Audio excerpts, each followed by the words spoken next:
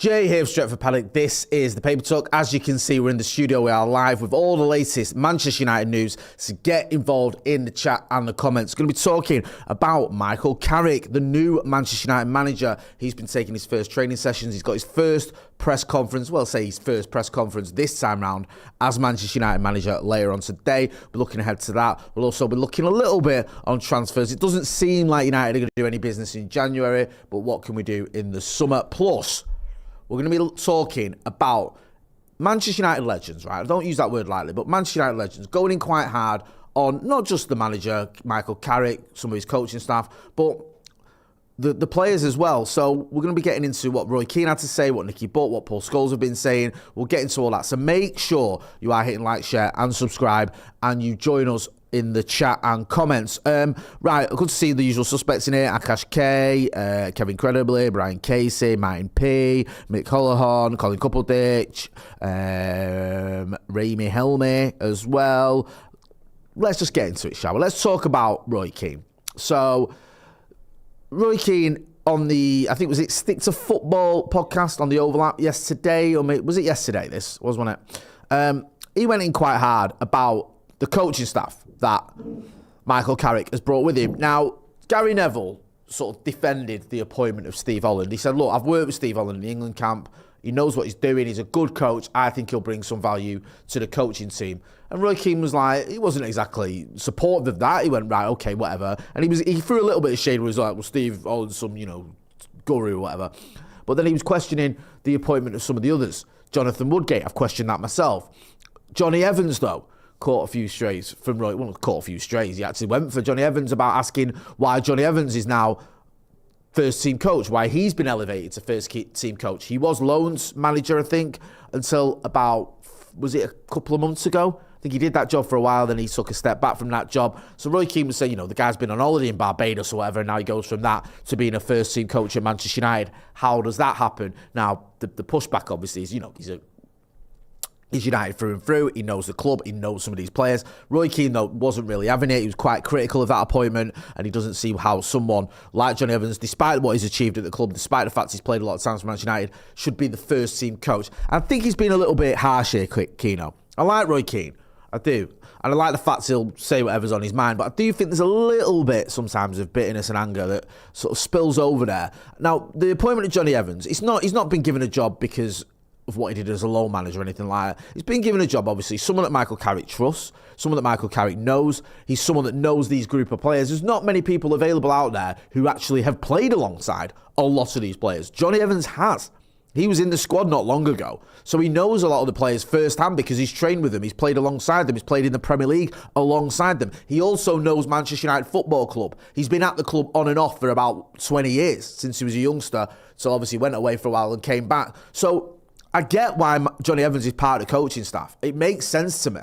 Now, you might look at it and you go, well, there's people with more coaching experience. Yes, there is. There's people that are bigger legends at the club that have played more for Manchester United. Yes, there are. But how many of those people you've mentioned have actually played alongside these players? How many of those people you've mentioned, or you might have an idea of being on the shortlist, shall you say, does Michael Carrick trust? Does he value their opinion? He obviously trusts and values Jonny Evans' opinion. So I think this all makes sense. I've not really got an issue with Jonny Evans being part of the coaching staff. I never did. That wasn't a problem for me. I think when you look at Michael Carrick's coaching staff, Steve Holland, okay, I don't know a lot about him. Gary Neville was waxing lyrical about him. He's obviously a coach with some experience, has done well with the England camp. I get it. Yep, you want experience in that dugout. He's brought that in. The Jonathan Woodgate one, I'm not too keen on. I'll be honest with you, I think he's got a bit of a problematic history, which doesn't make me sort of warm to him. And it's not just the Leeds United thing. You can play for Leeds United and come to Manchester United. Some of our bona fide club legends have played for Leeds. Dennis Serwin is a club legend who's played at Leeds. Eric Cantona is a true icon. One of the greatest players we've ever seen in United shirt. He was at Leeds, of course. Gordon McQueen's a legend who was at Leeds. Rio Ferdinand, obviously. So that's not the main issue for me. The issue is some of the stuff he's done off the pitch, which is a bit questionable. He's coming in, obviously, because Michael Carrick rates him, knows him from his time at Middlesbrough. Look, you've just got to back the managers to bring in his own staff. Otherwise, what's the point? I get it, even if I don't completely like it. So I understand why Michael Carrick has brought in the people he's brought in. I understand that. You want the people you can trust, you can rely on, whose opinion matters to you, who you think can do a good job for you. I understand all that. Sometimes it can backfire. We saw it with David Moyes, with Jimmy Lumsden and Steve Round, completely out of the depth. But Michael Carrick's been at the club, knows the club, and hopefully knows these people. He knows they can do a job. So Roy Keane was going in quite hard. I think as well, he had a little bit of a dig at Carrick's missus at some point. I think there was a bit of beef on there between Michael Carrick's missus. She said something about Roy Keane. Yeah, so he had a go. You can see it from this tweet here from Cannonhouse Collars. Roy Keane had a bit of a dig at Michael Carrick's missus, saying something, I'm paraphrasing, but somewhat along the line of he's got to keep his missus in check or whatever. And it came from an interview that Michael Carrick did. I think this was after the Olympiacos game in Athens. So United lost 2-0 and Michael Carrick gave the post-match interview. Now, Roy Keane was in Athens doing the analysis, so he sort of reacted to that interview. Now, I was in Athens that night when we lost 2-0 to Olympiacos. It was terrible. At the time, I think I said, it was one of the worst, I don't think I said it on camera, I said it to my mates, the worst performance I'd seen from Manchester United in Europe away from home, or probably in Europe in general. We just didn't turn up at all. Olympiacos were okay, they weren't great. We made them look like prime Real Madrid, just didn't turn up at all. We beat them 3-0 in the return leg, so we went through eventually. But it was a terrible performance. It was an horrible night just watching dross.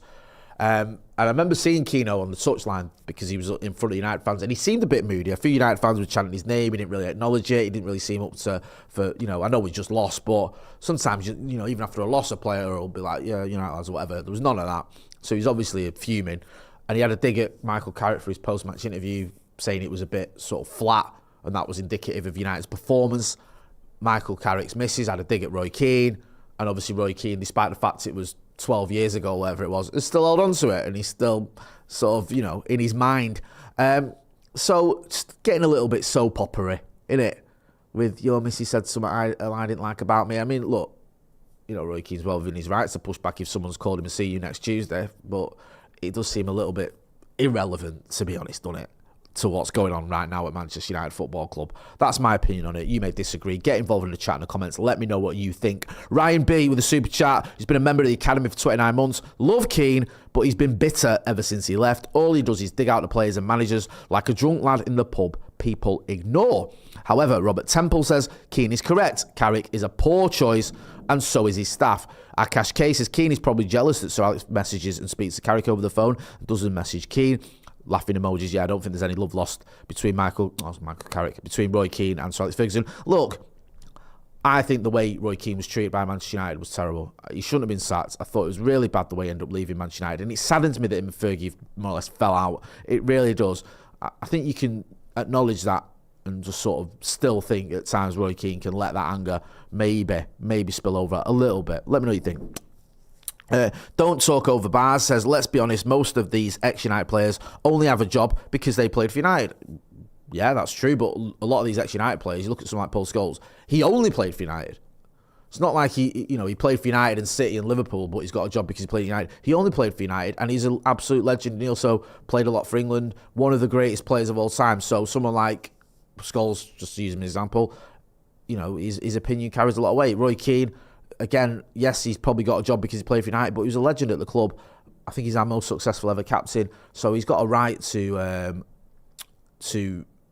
speak about United and his opinion carries weight. Just on United as well, on the ex-players, I think Nicky Butt and Paul Scholes, there's a lot of clips of them, or there's a clip of them doing the rounds, because they went quite hard on Lisandro Martinez, pointing out the fact that they think he might struggle against Erling Haaland. Now, some people have pushed back on that and said, look, I think at the 6 times they faced each other, Erling Haaland's only scored in one game. I think he might have even got an hat-trick in that game, to be fair. But there's lots of games, or the 5 games, where Lisandro Martinez has done a good job on Erling Haaland. So it's a little bit harsh to say that Lisandro Martinez can cope with Erling Haaland, because more often than not, he has done. Now, look, I love Lisandro Martinez. I won't have any criticism of him. I think he's mint. They're entitled to an opinion. A lot of people don't like it. A lot of people pushing back on it. A lot of people saying that this is one of the problems you've got at Manchester United. You've got these ex-players who have got massive platforms who consistently criticise and question the first team, the manager, the coaches, and all the rest of it. Now, I understand those arguments. What I would say is, I think someone like Nicky Butt, like Paul Scholes, like Roy Keane, have got a right to give their opinion on Manchester United. If me, who's a nobody, who's never kicked a ball for Manchester United, who's just a fan, has a right to share my opinion on a big platform, which I do, then I think club legends do too. So I'd be a bit of a hypocrite if I said, well, I'm entitled to my opinion, but they need to keep the theirs to themselves. Yes, you could argue they can be more supportive, but they've got to be honest, haven't they? If that's what they feel, if that's how they look at certain things, then fair enough to them. I just think it's quite telling that a lot of people don't agree with them. A lot of people going, actually, think that's overly harsh.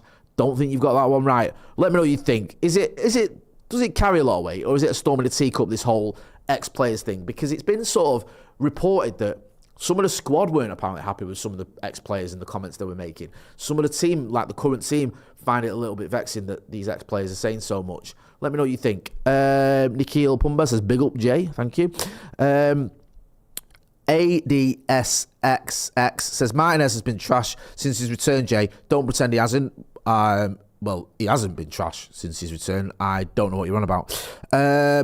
The Boxing Straight Talk says, there's always been ex-players talking in the media. There has.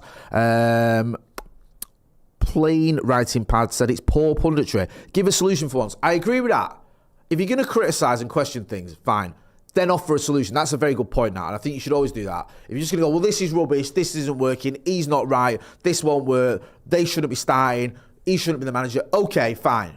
Fair enough. Who should be? If it's not Martinez, who would you play? If you don't want to see Michael Carrick in the dugout, or you don't want to see Jonny Evans, or you don't want to see Steve Holland, or you don't want to see Jonathan Woodgate, who should be involved in the coaching setup? Who do you think is the answer to that? Who would you like to see involved? Now, I've, as a fan who watched the Fergie era, I've seen many good coaches at Manchester United who've had a lot of success. We've spoken to some of them on the channel. I would love it if someone like a Rennie Meulensteen was back in Old Trafford. I don't think that's feasible. So I get it. I get you have to look at who is available, who you trust, who you can bring in, who knows these players, and who's got the experience or who's got the nous to be beneficial to your coaching staff. In terms of players, I think you can look at it and go, okay, I don't rate Lisandro Martinez. I'd rather see Luke Shaw at left centre-back, maybe. I think Martinez is better, personally. Maybe you go with Heaven and Yoro. Is that not a bit young, though? A bit of a risk? I mean, two relatively inexperienced players together. Let me know what you think. I just feel that sometimes with these pundits and ex-players, not just United ex-players, but pundits in general, they just sort of offer you the problem without the solution. I think that's a good point. Chris Griffey says, Michael Carrick will play Cobby in the whole... Right, okay. Adam Kenny says, Jay, you're a saint for putting up with us. We're like a box of talking heads you open up every morning. Look, it's all about opinions. This is the point of the platform.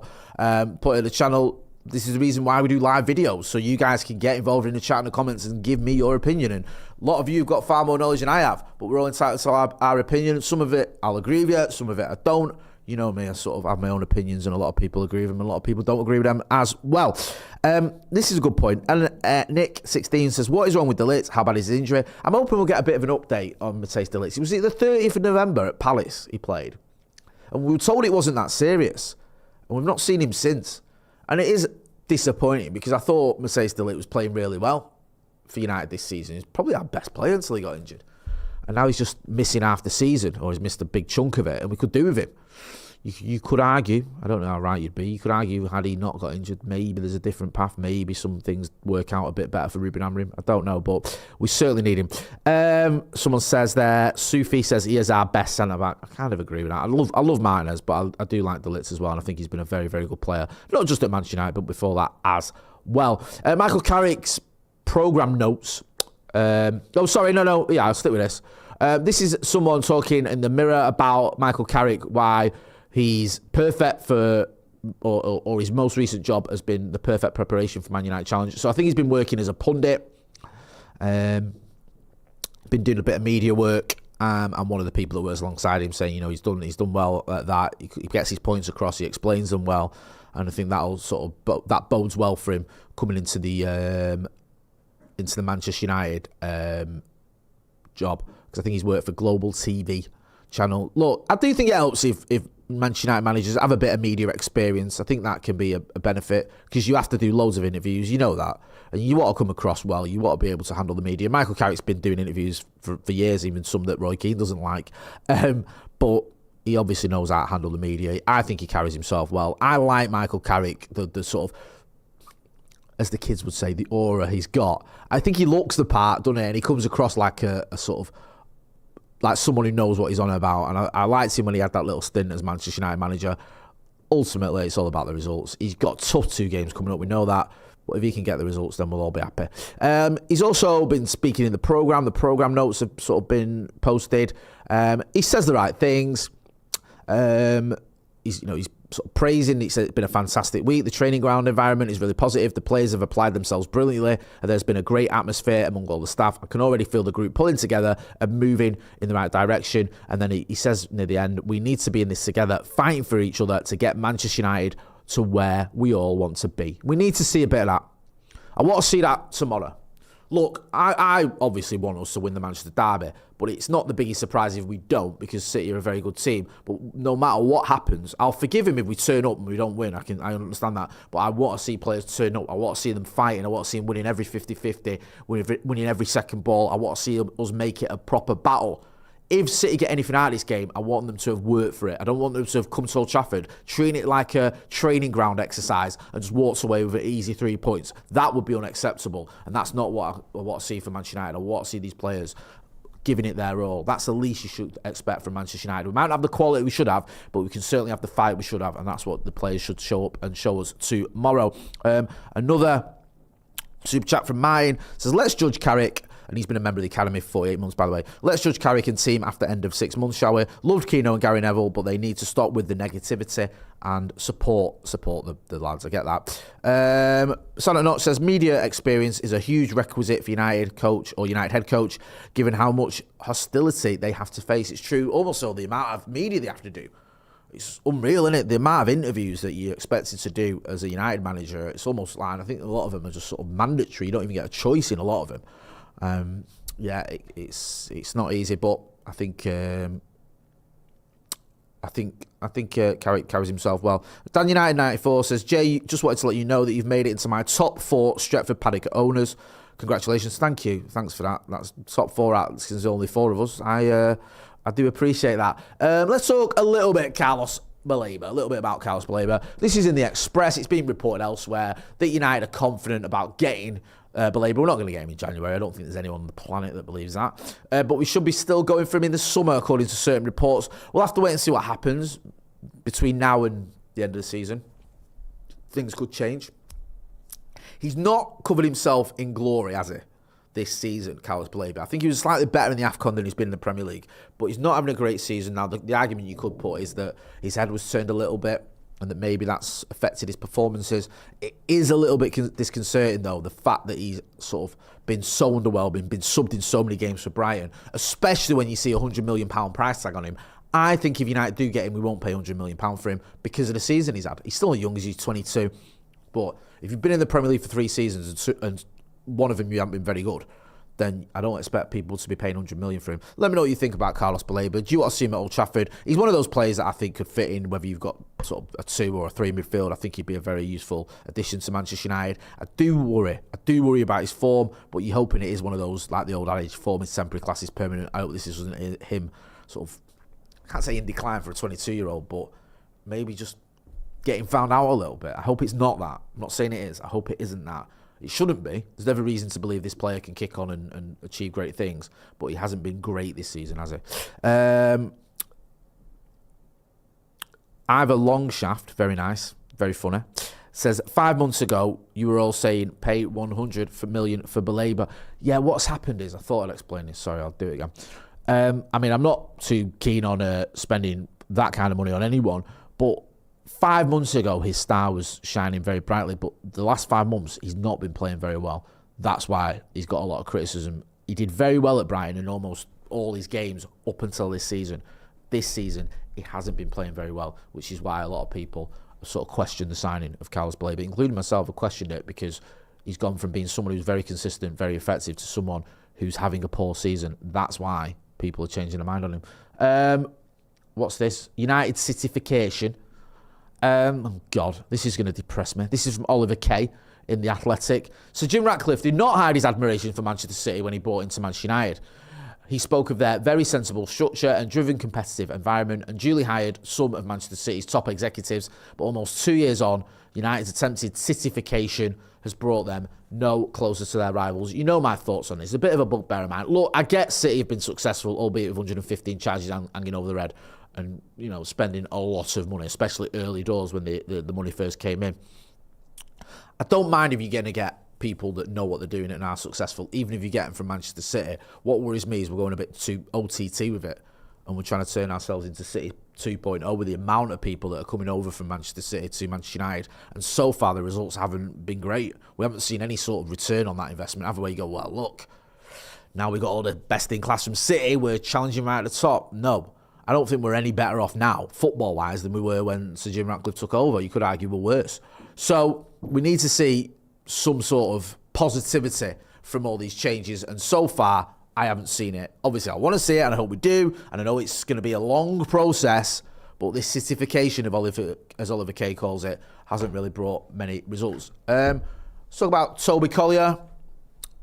He's off to Hull, I think. Have we got anything on that, or is that just oh, right, no worries. Toby Collier, I think he's heading to Hull this window. I think it's on loan until the end of the season. So if that happens, we wish him well. There you go. It says it's just loads of ads and everything. Hull City are hopeful they can secure a deal, or they will secure a deal to sign Manchester United midfielder Toby Collier on loan for the remainder of the season. He got injured, didn't he? Was it West Brom he was at? Yeah, he was at West Brom.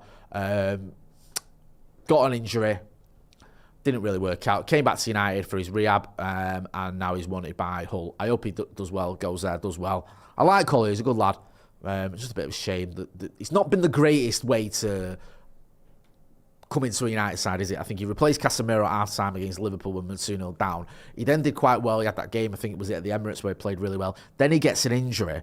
Then he has his manager throwing a little bit of shade at him in Ruben Amorim. It's just not been great for Toby Collier, and he's had a few injuries. I hope he can go to Hull, and I hope he can do really well. Just one final one. Harrison, the goalkeeper, has returned from Shrewsbury Town. His loan spell has ended, and they wish him well. We wish him well too. I think I'm going to wrap it up there. We've got the brew later on today. We've also done the preview. That is up, so you can go and check out me and Joe Smith chatting about that. Also check out Off the Bar. That was me, McCall, Howson and Joe on that one, having a little bit of a chat and debate on what's going on at Manchester United, who's actually running the show at Manchester United. So make sure if you're not doing so already, hitting like, share and subscribe. Go and check out the merchandise. There's a little graphic there. Shall I put a link in the chat, or is there one? Producer Ben's put a link in the chat, so click on that. Go and check out the merchandise. Everyone loves their merchandise. It also supports the channel. What more do you want? I'm Jay Martin. This has been a Paper Talk. Thanks for watching.